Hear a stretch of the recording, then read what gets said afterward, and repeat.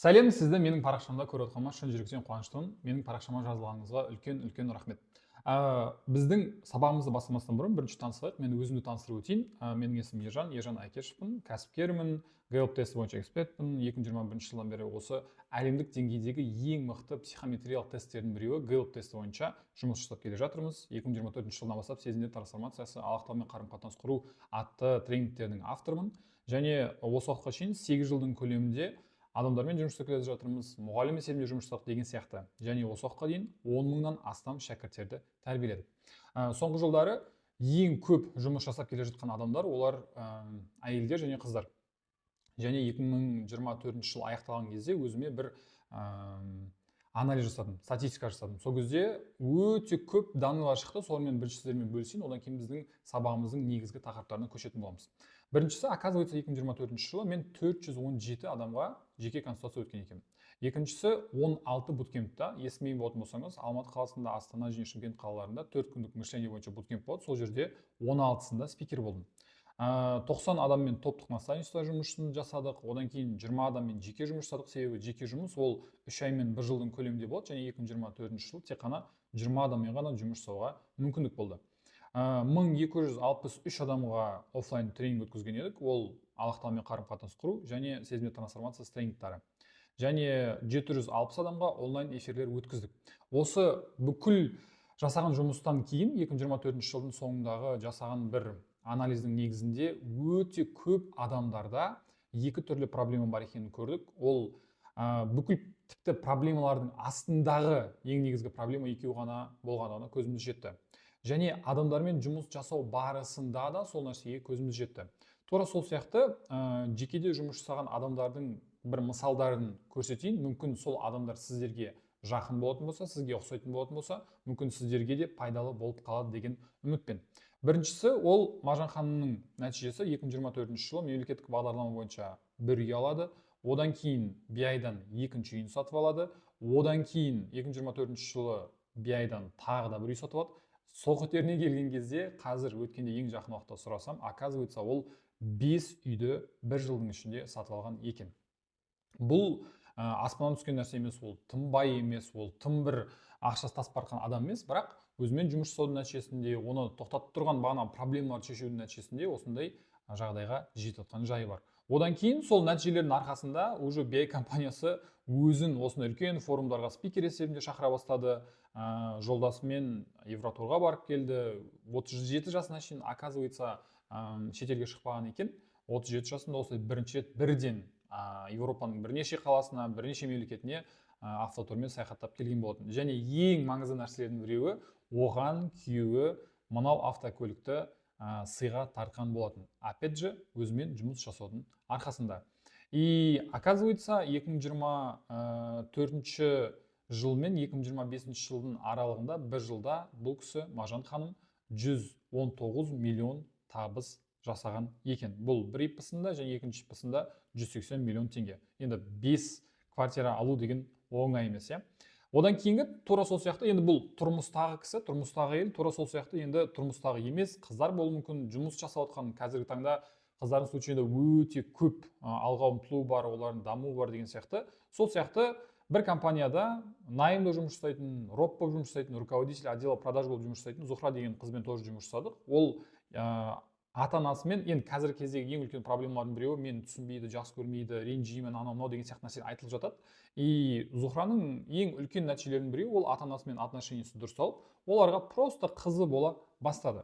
Одан кейін армандарын орындай бастады, Малайзияға барды, Балиге барды, осындай сыйлықтар ала бастады, сатып ала бастады, Булгария алды, Дайсон алды деген сияқты, иә. Одан кейінгісі тура сол сияқты найымда жұмыс жасап жүрген таргетолог Гүлбану ханым бар. Гүлбанумен де біз 2024 жылы жұмыс жасадық. Ол ең главный алған нәтижелердің біреуі ішкі тревогасынан арылды және табысы 2 миллион теңгеге көтерілді.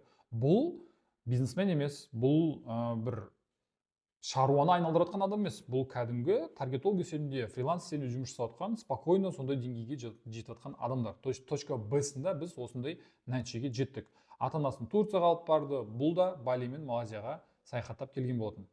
Одан кейінгі тағы да алға ұмтылып жатқан қазіргі қыздардың қатарындағы келесі ол Лашын ханым. Лашын ол 2 айда 12 миллион теңге оборот жасады. Бұл лашын Қазақстанға тональный кремнің бір түрін алып келген өте мықты қыздардың біреуі, тоналкамен айналысады, товаркамен айналысады деген сияқты. Бұл кісі де ата-анасын Турцияға жіберді, және астындағы сол несіне байланысты Каспийінің нәтижелері.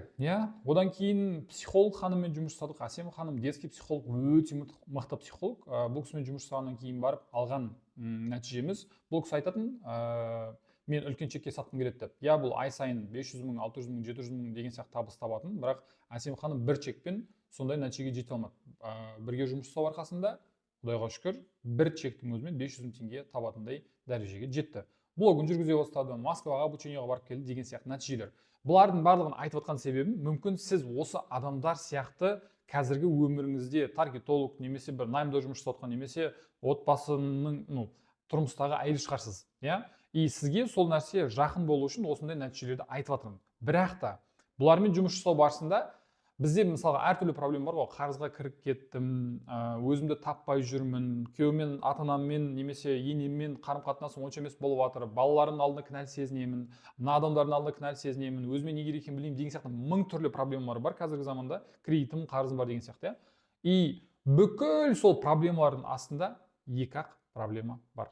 Түбіндегі екі-ақ проблема. Егер сіз осы проблемалармен жұмыс жасайтын болсаңыз, онда түпкі мәселені шешкеннен кейін барып, беткі мәселенің барлығын шешу жеп-жеңіл болып қалады. Ол қандай проблемалар? Давайте соларға келейік енді. Бүгінгі сабаққа келуіміздің де негізгі себебі сол проблемаларды анықтап, сол проблемаларды өзімізден көріп, и сонымен ары қарай қалай жұмыс жасау жөнінде сөйлесетін боламыз.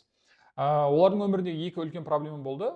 Екі үлкен проблеманың біріншісі ол өзіне өтірік айту. Қарапайым естілуі мүмкін. Бұны әдейі қарапайым қылып айтып жатырмыз. Оның ғылымдағы өзінің терминдары бар. Бірақ қарапайым болу үшін осындай өзіне өтірік айту деп айттық.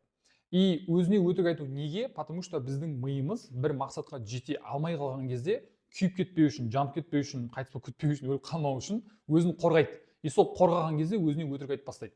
Сондай өзіне өтірік айтудың 7 түрлі жолын қазір айтам. Негізі одан әлдеқайда көбірек, бірақ ең негізгілері, ең көп кездесетіні, біздердегі кездесетін мәселелерді жеткізуге тырысамын.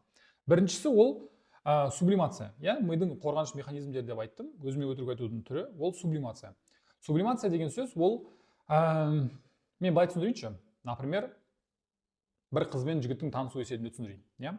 Сол қыз бен жігіттің танысу барысында жігіт қызға барып танысқысы келеді, бірақ қыз айтады, жоқ деп айтады. Сол жоқ деп айтқан кезде бала енді мақсатына жете алмай қалды ғой, өзін жеп қоймау үшін, қиналып қалмауы үшін осы сублимацияны жасайды. Например, мен қызбен танысуға бардым, ол тұрады жоқ деп айтады, мен айтамын, ой, ол қызбен таныспасам да, зато менің ақшам бар ғой дейді. Немесе зато менің ана басқа қыз бар ғой дейді. Немесе зато мен ана жаққа кетіп бара жатырмын ғой деген сияқты. То есть сіз өзіңіздің мақсатыңызға жетуге байланысты жете алмай қалған кезде зато деп айтып жатсаңыз, демек сіз өзіңізді алдауға тырысып жатсыз. Потому что осы нәрсенің кесірінен ертең сіз проблемаңыздың неге шешілмей жүргендігін байқамай қалуыңыз мүмкін. Егер сіз өзіңізден байқап көріңіз, зато деп айтып жатсаңыз, онда ол проблеманы шешудің жолы емес. Екіншісі ол обобщение, яғни жалпылау. Жалпылау деген сөз, опять же, жаңағы қызбен танысудың деңгейінде түсіндірейін. Сіз қызбен танысуға бардыңыз, ол сізге жоқ деді, и мен былай айтамын. Мен ғана емес қой, бұмен таныса алмай жатқан. Бұл бәріне солай жоқ деп айтады. Бұл бәріне солай бетін қайтарып тастайды деген сияқты. Ол ешкіммен жүрмейді деген сияқты нәрсе айтуы мүмкін. Немесе ақшаға байланысты. Менің қазір 2 миллион теңге қарызым болуы мүмкін. Сол 2 миллион теңге қарызымды жапқым келеді, бірақ жаба алмай жатқан кезде өзіме айтатын өтірігім, ой, менде ғана емес қой, бәрінде сондай ғой. Қазақстан барлығында 80%, 90%-ында кредиті қарызы бар. Жарайды, көппен көрген ұлы той деп, опять же өзіме өтірік айтамын да, соның кесірінен ана қарыздан құтыламаймын. Немесе бана бірінші случайдағыдай қызбен таныса алмаймын, оған до конца әрекет ете алмаймын деген сияқты. Тура сол сияқты үшіншісі бар. Байқасаңыз, біз өте жылдам өтіп отырмыз. Егер сізге қажет болатын болса, тоқтатып, артқа айналдырып қайтып көрсеңіз болады. Үшіншісі ол вытеснение, яғни бір нәрсе туралы ойламау. Например, бағанағы танысудың деңгейінде қайтып түсіндірейін. Қызбен танысуға тырыстым, ол маған жоқ деді. Енді мен біреумен танысуға, екеу, үшеу, төртеу, бесеу, көпшілік басқа қыздармен танысуға тырыссам, олар маған жоқ деп айта беретін болса, мен өз мақсатыма жете алмай қала беретін болсам, енді мен вообще үйлену туралы, біреумен қарым-қатынас құру туралы ойлағым келмейді. Потому что мен уже ол нәрсені жасадым, и қолымнан келмеді. И мен вообще ол нәрсені бүйтіп жауып қоюға тырысамын. Опять же, қарызға байланысты то же самое. Мен мысалға 2 миллион теңге қарызым бар бағанағы. Қарызды жабуға тырысып жатырмын. Кішкене жаптым да, кейін қайтадан қарызға кіріп кеттім. Кішкене жаптым да, кейін қайтадан қарызға кіріп кеттім. Кейбір кездері барлығын толық жаптым, кейін қайтадан қарызға кіріп кетемін да, и сосын жарайды, уже жабылмайтын сияқтымын. Мен қарызсыз өмір сүру мүмкін емес шығар деп өзіме солай ойлап кетемін. Бұл да опять же менің миымның мені өтірік алдауы. Қарызсыз өмір сүруге болады. Ол түбіндегі жатқан мәселені шешетін болсақ, негізгі себептерін анықтайтын болсақ, онда ол нәрсемен жұмыс жасап өзгертуге болады. Бұл үшіншісі. Төртіншісі ол бізде мидың қорғаныш механизмдерінің біреуі ол обесценивание, яғни құнсыздандыру. Бұл қалай? Например, опять же ақшаның деңгейімен айтайын. Сізде 2 миллион теңге бағана қарызыңыз бар. Сіз тұрасыз да, ой, мен айына 600 мың теңге тауып отырмын ғой. 2 миллион теңге деген примерно бір 10 айда құтыла салам ғой, 200 мың теңге бере салам, еш нәрсе қылмайды деген сияқты. Хотя сіз ол нәрсені беруге тырысып жатсаңыз да қолыңыздан келмей жатуы мүмкін. Немесе бағанағы опять же қызым деңгейіне танысуға тырыстым, ол маған жоқ деді. Мен не істеймін? Мен ой, ол жаман қыз, өзі жеңіл жүрісті қыз деймін да, өзімнің қолымнан мақсатыма жету келмегендіктен ана қызды құнсыздандырып жіберемін, чтобы өзімді жоғары санау үшін. Получается, біз құнсыздандырудың кесірінен, үлкен проблеманы кішкентай қылып құнсыздандырудың кесірінен, немесе мақсатымызға жете алмай жатқан кезде ой деп ана адамды құнсыздандырып жіберудің кесірінен өзіміздің өкінішке орай проблемаларымыздан арыла алмай жатамыз. Бұл бізде төртінші проблема. Бесіншісі ол рационализация. Например, рационализация деген сөз ол логика ғой, грубо айтқан кезде. Например, мынандай. Сіз мен айына миллион теңге тапқым келеді деген бір мақсатыңыз бар. И сосын сізге біреу айтады, бір ұсыныс айтады. Давай осылай жасап көрейік, и сол нәрсе бізге осынша ақша алып келуі мүмкін дейді. Вроде бы өзіңнің қалаған мақсатың, вроде бы өзіңнің істегің келіп тұрған нәрсең еді, вроде бы өзіңнің запросың. Бірақ сен не істейсің? Қорыққандықтан, ана нәрсеге жеткің келмегендіктен, түбіндегі бір кедергілер болғандықтан, мен дайын емес сияқтымын, әлі білім жетпейтін сияқты, әлі оқу керек сияқты, әлі сөйлесу керек сияқты, әлі план құру керек сияқты деп жүре беруі мүмкін. Немесе, опять же, өзің бизнес бастағың келуі мүмкін. Бизнес бастағым келеді, бірақ менің командам жоқ қой, оған жететін, мен қазіргі табысым өзіме жетеді ғой деген сияқты нәрселердің кесірінен, яғни вроде бы команда жоқ па, шынымен де жоқ, ешкім оны жоққа шығармайды, бұл факт, команданың жоқ екендігі. Бірақ сенің мақсатыңа байланысты жету жолында ол кедергі емес қой. Сен алға қарай әрекет ететін болсаң, команданы жинап алуға болады ғой. Бірақ жаңағы сылтаудың кесірінен, өзімді өтірік алдауымның кесірінен мен не істеймін? Мен әрекет жасамаймын. Получается, қазірге дейінгі айтып келе жатқан бүкілінің барлығы, то есть бесеуінің барлығы менің дәл қазіргі жасауым керек әрекеттерді жасамауым үшін миымның маған айтып жатқан өтіріктері. И тура соңынан алтыншысы бар. Алтыншысы ол интернализация. Интернализация дегеніміз ол егер бір нәрсе дұрыс болмай қалатын болса, егер бір нәрсеге жете алмай қалатын болсам, егер бір проблема болып қалатын болса, бүкіл кінәнің бәрін өзімнен көру. Мен кінәлімін, мен басында басылмауым керек еді, үйтпеу керек еді, мынаған айтпау керек еді, кездеспеу керек еді деген сияқты өзімді жеп қоямын. И сол өзімді жеп қойғандығымның кесірінен әрекет жасауға күшім жетпей қалады. И получается, бір адамдар бар, енді жаңа айттық қой, біз жеке консультацияға келіп жатқандар бар, жылдық жұмыс жасайтын адамдар бар, топтық жұмыс жасайтын адамдар бар. Солардың арасынан осы нәрсені өте көп көреміз. Кінәлі сезіну қазақтарда өте қатты басым, И сол кінәлі сезінгендігінің кесірінен өзін жеп қойды, өзін жеп қойғанның кесірінен ары қарай әрекет етуге күші қалмай қалады. Бұл бізде алтыншысы. Жетіншісі ол экстернализация. Экстернализация дегеніміз ол кінәні басқа адамнан іздеу. Яғни постоянно бір нәрсе болатын болса, жаңа өзінен көре беретін адам енді тек қана сыртынан көре береді. Мен вообще қатысым жоқ, мен вообще бұл жерде болмауым керек еді, анау істеу керек еді, мынау істеу керек еді, мынау ақша жіберу керек еді, ол жібермегендіктен мен істей алмадым деген сияқты бүкіл проблеманы всегда сырттан көреді, кінәнің бәрі сыртта, соның кесірінен мен бұл әрекетті до конца жасай алмадым деп жатады. Сегізіншісі ментализм. Ментализм дегеніміз ол өте аз ақпаратпен шешім қабылдау. Например, ең көп тараған стереотиптердің біреуі. Например, Шымкенттің адамдары қу болып келеді деген сияқты. Біз естігенбіз, бірақ біз конкретно сол адаммен әлі сөйлескен жоқпыз ғой, сол адаммен әлі әрекеттесіп көрген жоқпыз ғой, бірақ біз сол бір стереотиптің деңгейінде шешім қабылдаймыз да болды, өміріміздегі мүмкіндіктеріміз өтіп кетуі мүмкін. Хотя ол адам сізге өте күшті көмектесе алатын болуы мүмкін. Немесе бір қыз 18-19 жасында күйеуге шығып бара жататын болса, ой, ол екі қабат болып қалған шығар, анау болған шығар, мынау болған шығар деген сияқты аз ақпаратпен біз шешім қабылдап тастаймыз. Хотя өмірде ондай болмауы мүмкін. Немесе, опять же, бизнесқа байланысты. Мен қазір мына телефонды 100 000 теңгеден алып келіп жатырмын. Қазақстанда оның бағасы 200 000 теңге екен. Болды, мен аны алып келемін да сатам деймін. Оның үстіндегі менің арендам, рекламам, жұмысшым, налогым деген сияқты нәрселерді есептемеймін да, аз ақпаратпен шешім қабылдағандықтан үстіндегі ескермеген мәселелерін қайтып алға шыққан кезде өзім қиналып қалып жатамын. Получается, бізде мидың осы қорғаныш механизмдерінің 8-і бар. Бұлардың барлығы бағана айтқандай менің дәл қазіргі жасау керек әрекеттерімді жасамау үшін өзіме айтып жатқан сылтауларым. Егер өзіңізден осындай нәрселерді байқаған болатын болсаңыз, онда бұл нәрселермен жұмыс жасау керек. Потому что жұмыс жасамайтын болсаңыз, андай ғой енді, ауру адам өзінің ауру екенін мойындамаса, оны емдей алмайсың ғой. Тура сол сияқты мына жердегі көрініп тұрған 8 ең негізгі адамның өзін алдау механизмдары, миымның қорғаныш механизмдары мені мақсатыма жетуден, бақытты өмір сүруден, өзім қалаған жұмысқа барудан, өзім қалған табысты табудан шектеп тұратын факторлардың біріншісі. Бұл ең негізгі бірінші фактор. Бұл ең түбіндегі жатқан проблемалардың біріншісі. Енді тура сол сияқты бүкіл проблемалардың түбіндегі жатқан екіншісі бар.